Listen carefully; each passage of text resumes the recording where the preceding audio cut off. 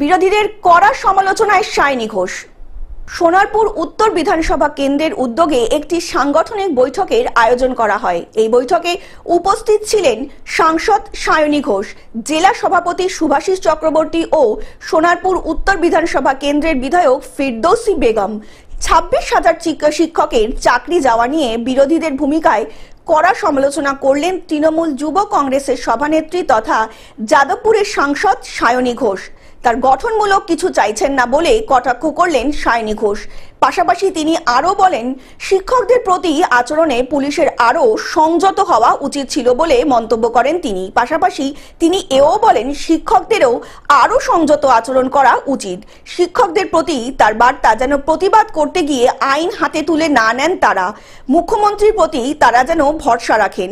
তারা আরো আবেদন করেন জানান সায়নী ঘোষ। তিনি আরো বলেন, মুখ্যমন্ত্রী ইস্যুর প্রতি অন্তর মানবিক আশা করা যায়, সমস্যার সমাধান অবশ্যই হবে, একটু ধৈর্য ধরুন সকলে মিলে। দেখুন, এটা তো অনভিপ্রেত, এটা হওয়া উচিত না। এটা আন্ডার এনি সার্কামস্টান্স আজকে যাদের সঙ্গে এই ঘটনাটা ঘটেছে, ইট ইজ ভেরি আনফর্চুনেট।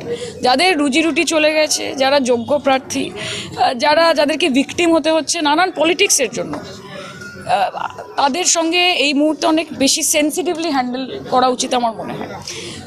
অন্যদিকে আরেকটা আমার মনে হয় যে শিক্ষকদেরকেও এই মুহূর্তে আরেকটুখানি কাম এবং কম্পোজার মেনটেন করা উচিত। এটা অত্যন্ত কঠিন সময়, টেস্টিং দেয়ার পেশেন্স। তারাও যেন প্রতিবাদ করতে গিয়ে ল অ্যান্ড অর্ডার হাতে না নিয়ে নেয়।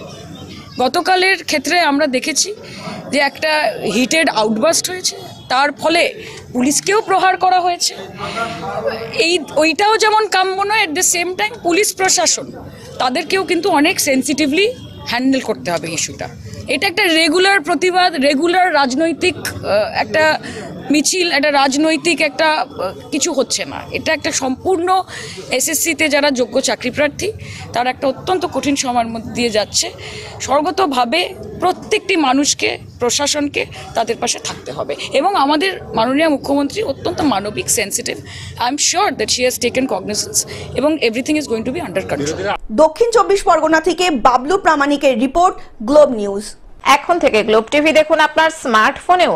গুগল প্লে স্টোর অথবা অ্যাপল স্টোর থেকে ডাউনলোড করুন গ্লোব টিভি লাইভ অ্যাপ। এছাড়াও জিও টিভি অ্যাপ থেকেও দেখুন গ্লোব টিভি লাইভ।